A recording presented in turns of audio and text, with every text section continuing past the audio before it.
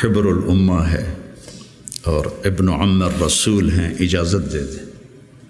تو حضرت عائشہ روئے جا رہی تھی اور ان کی بڑی چادر آنسوں سے بھیگ چکی تھی، ساری چادر۔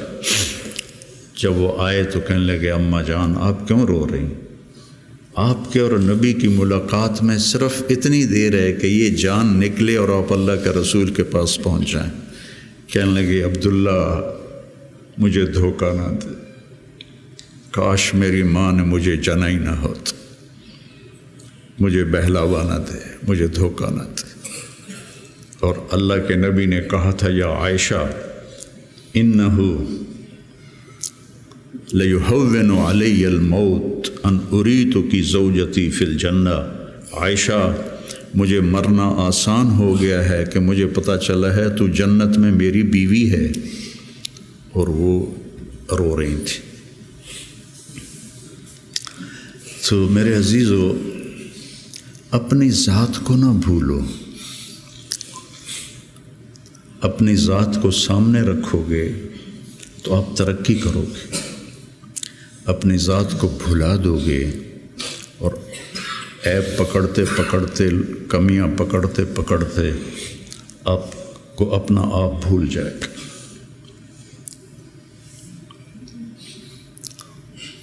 حضرت عمرو بن عاص رضی اللہ تعالیٰ عنہ موت کی کشمکش میں تھے، تو دیوار کی طرف منہ کر کے دھاڑو دھاڑ رو رہے تھے۔ تو ان کے بیٹے نے کہا اما بشرک رسول اللہ بکذا، اما بشرک رسول اللہ بکذا، اللہ کے رسول نے آپ کو یہ بشارت دی، یہ بشارت دی۔ تو آنسو خشک کیے اور لوگوں کی طرف متوجہ ہوئے کہ انی قد کنت علی اطباق ثلاث، میرے اوپر 3 دور گزرے ہیں۔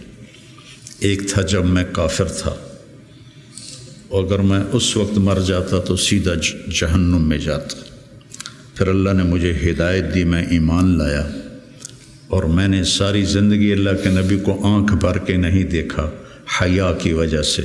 اگر مجھ سے پوچھو کہ اللہ کے نبی کا حلیہ کیا ہے تو میں نہیں بتا سکتا کہ میں نے کبھی آنکھ اٹھا کے آپ کو دیکھا ہی نہیں تھا۔ اگر اس وقت میں مر جاتا تو میں جنت میں جاتا۔ اس کے بعد ہم پر دنیا کھل گئی اور ہم نے کیا جو کیا، اب پتہ نہیں آگے میرے ساتھ کیا ہونے والا ہے۔ پھر اسے ہاتھ اٹھائے اللہم لا بری فاعتذر ولا قوی فانتصر ولا مستنکر بل مستغفر۔ یہ دعا میں روز مانگتا، روز مانگتا۔ اللہم لا بری فاعتذر ولا قوی فانتصر ولا مستنکر بل مستغفر، لا الہ الا اللہ، لا الہ الا اللہ، لا الہ الا اللہ کہتے کہتے روح پرواز کر کے۔ تو میرے عزیزو آپ ہم سب بڑے خوش قسمت ہیں، ہم ایک بہت عالی محنت میں لگے، اللہ نے ہم پر کرم کیا ہے، اللہ نے ہم پہ احسان کیا ہے۔ اس میں ترقی کی تو کوئی انتہائی کوئی نہیں، اللہ کو پا لینے کی جستجو نہ ختم ہونے والا سفر ہے۔ چونکہ اللہ کی حد، میں گاؤں سے چلا فیصل آباد 1.5 گھنٹے میں پہنچ گیا، منزل آ گئی، لیکن اللہ کی کوئی حد نہیں، جتنا اس کو پاؤ گے اتنا کھویا ہوا محسوس کرو گے، انتہائی کوئی نہیں۔ یہ وہ سفر ہے جس کی کوئی حد نہیں ہے۔ عبث ہے جستجو بحر محبت کے کنارہ کی، بس اس میں ڈوب ہی جانا ہے اے دل پار ہو جانا۔ تو میری گزارش ہے اپنے ذات، اپنے آپ اخلاق پہ نظر رکھو، اپنے اعمال پہ نظر رکھو، عبادت کا ذوق پیدا کرو، قرآن کا ذوق پیدا کرو۔ میں کتنی تکلیف میں ہوں، اب تو میں بیکار گھر پہ بیٹھا ہوں، لیکن جب میں ایسے پہیے کی طرح گھوم رہا تھا تو میں 50 60 100 نفل روزانہ پڑھتا تھا، کہ میری اب بھی پڑھتا ہوں۔ آج وہاں سے چل کے یہاں میرے 50 نفل نہیں قضا ہوئے، یہ میری ضرورت ہے کہ وسجد وقترب، نماز اللہ کے قریب کرتی ہے، وسجد وقترب، نماز پڑھ اور اللہ کے قریب ہو جائے، زبان پہ نظر ہو، آنکھوں پہ نظر ہو، کانوں پہ نظر ہو، اور اس میں سارے دین کے کام خیر کے ہیں، لیکن میرے عزیزو ہم اخریت للناس ہیں، ساری کمیوں کے باوجود تبلیغ کی ابھی بھی بننے کے لیے بہترین راستہ ہے، چھٹیوں میں آپ اپنا چلہ قضا نہ کیا کریں، مجھے تکلیف ہوتی کیونکہ میرا جگر دل چیر کے دیکھو تو تبلیغ کے سوا کچھ نہیں، میں عملی طور پر نہیں جا سکتا، لیکن جہاں اس مبارک محنت کے سوا اور کچھ نہیں۔ میں آپ سے بھی یہ چاہتا ہوں آپ کی کیفیات بچوں کی طرف منتقل ہوں گی، جب آپ کے اندر سے تبلیغ کی عظمت نکلے گی تو آگے کیسے منتقل ہوگی؟ کتنے مشائخ آئے، اس طرح عالم میں تبدیلی کوئی نہیں لا سکا، کتنے خیر کے کام ہوئے، اس طرح عالم میں تبدیلی کوئی نہیں لا سکا۔ بنو امیہ کے حکام ظالم تھے، لیکن دعوت کی وجہ سے دین تو پھیلتا رہا۔ ولید بن عبد الملک کان جباراً، جو اس کے بارے میں لکھا ہے ابن کثیر نے، کان جباراً، معمولی باتوں پہ گردنیں اڑا دیتا تھا، سب سے زیادہ اسلام اس کی زندگی میں پھیلا۔ اور یزید بن معاویہ رضی اللہ تعالیٰ، اس کے زمانے میں شمالی افریقہ فتح ہوا ہے، عقبہ ابن نافع رضی اللہ تعالیٰ عنہ نے الجزائر کو فتح کیا اور مراکش کو فتح کیا، تونس حضرت عثمان کے زمانے میں فتح ہو گیا تھا، عبداللہ بن ابی سرح رضی اللہ تعالیٰ عنہ نے تونس کو فتح کیا تھا۔ تو ادھر یزید بیٹھا ہوا ہے، لیکن دعوت میں نکلنے والے تو مخلص تھے۔ تو میں تھا مسجد میں، تو میرے پاس 2 جماعتیں آئیں پٹھانوں کی، پیدل چل رہی سال کی، کہ جی 6 تاریخ کو ہمارا جوڑ ہے، آپ تشریف لائیں۔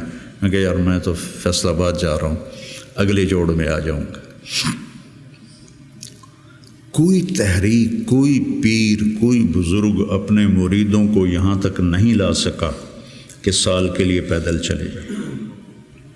تو آپ میری اولاد ہو، میرا سرمایہ ہو، میں عمر کے آخری حصے میں ہوں، آپ لوگ ابتدائی حصے میں ہیں، تو اس مبارک محنت کو اپنی ترجیحات میں رکھو، ترجیحات میں رکھو۔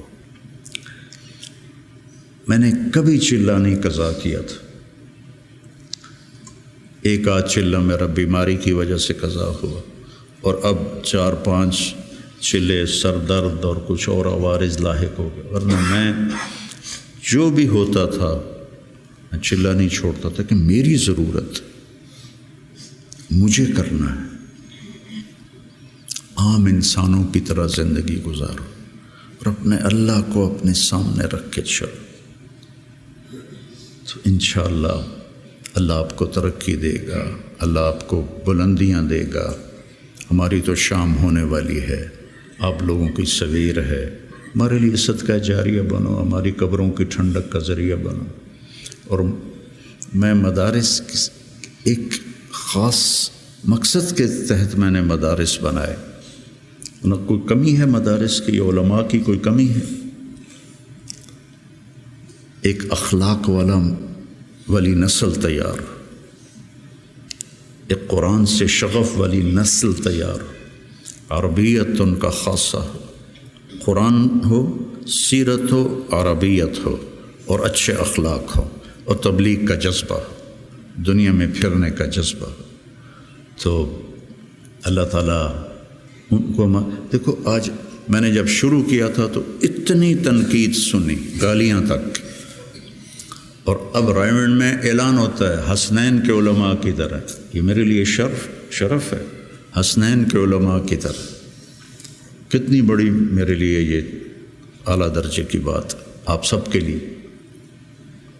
تو اس لیے بچوں اپنے آپ کو دیکھتے ہوئے چلو، چھٹیوں کا چلہ قضا نہ کرو۔